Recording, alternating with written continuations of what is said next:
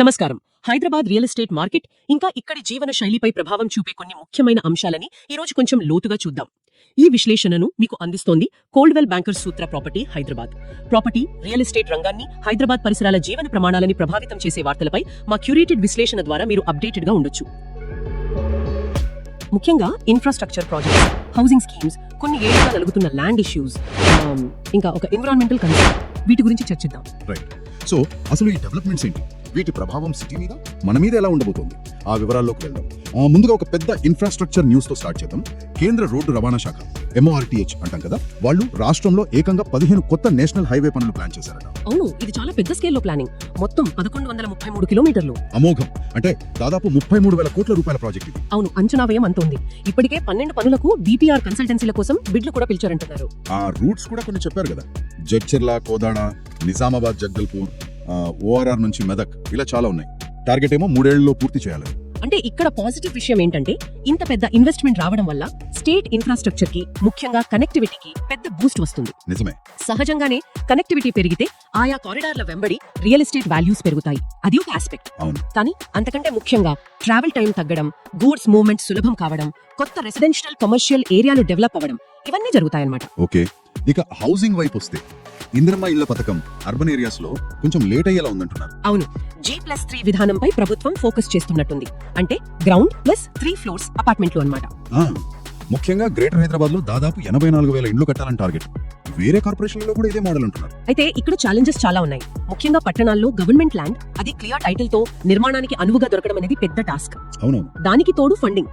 Central government PMAY కింద ఇంటికి 1.5 లక్షలు ఇస్తుంది. కానీ మిగతా కాస్ట్ ఎంత, అది స్టేట్ గవర్నమెంట్ ఎలా భరిస్తుంది, ఈ క్లారిటీ రావాలి. అంటే ఆ క్లారిటీ వచ్చాకే పనులు మొదలవుతాయా? బహుశా, లేకపోతే కష్టం కదా. సో బెనిఫిషియరీస్ వెయిటింగ్ పీరియడ్ పెరిగే అవకాశం ఉంది. సరే, ఇక ల్యాండ్ ఇష్యూస్ విషయానికి వస్తే, రెవెన్యూ సదస్సులో వచ్చిన అప్లికేషన్స్ గురించి ఒక అప్డేట్ ఉంది. అవును, దాదాపు 8.65 లక్షల అప్లికేషన్లు వచ్చాయట కదా. అవును. వాటిని సాల్వ్ చేయడానికి ఇప్పుడు రెవెన్యూ డిపార్ట్మెంట్ వాళ్ళు యాక్షన్ ప్లాన్ రెడీ చేస్తున్నారట. ఆగస్ట్ 15th లోపు మాక్సిమం సాల్వ్ చేయాలని టార్గెట్ పెట్టుకున్నట్టున్నారు. ఇది చాలా అవసరం. ఏళ్ల తరబడి పెండింగ్ లో ఉన్న సమస్యలు ఇవి. ల్యాండ్ టైటిల్స్ లో క్లారిటీ వస్తేనే కదా రియల్ ఎస్టేట్ మార్కెట్ సరిగ్గా పనిచేసేది. అవును, ట్రాన్సాక్షన్స్ ఈజీ అవుతాయి. ఎగ్జాక్ట్లీ. అలాగే అసైన్డ్ కమిటీలను మళ్ళీ ఏర్పాటు చేస్తామనడం కూడా మంచి పరిణామం. అసైన్డ్ భూముల రక్షణకు అది ఉపయోగపడుతుంది.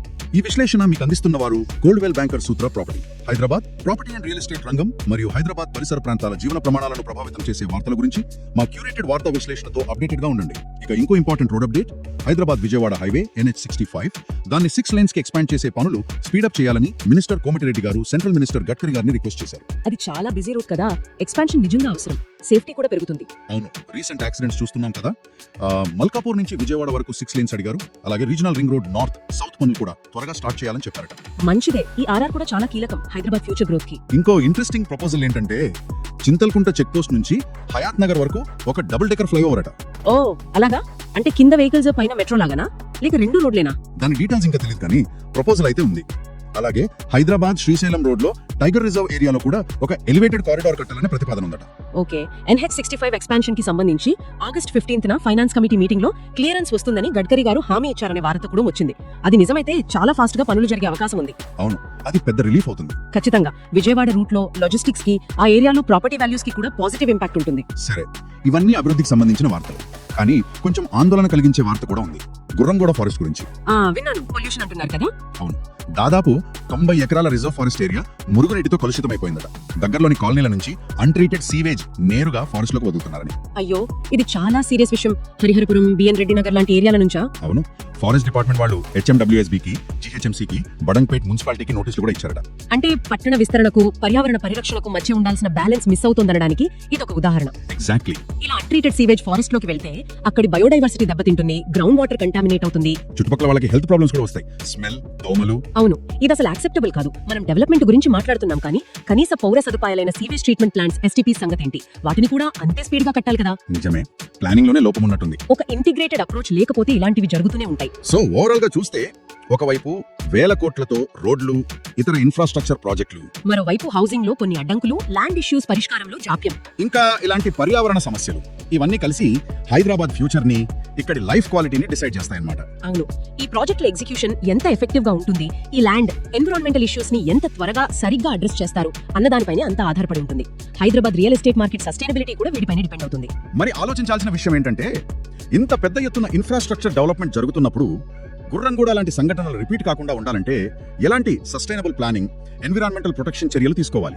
అవి కూడా ఇదే స్పీడ్తో అమలు కావాలి కదా? ఖచ్చితంగా అదే అసలు సవాలు. విశ్లేషణను మీకు అందించినది కోల్డ్వెల్ బ్యాంకర్ సూత్ర ప్రాపర్టీ హైదరాబాద్. మరో విశ్లేషణతో మళ్ళీ కలుద్దాం.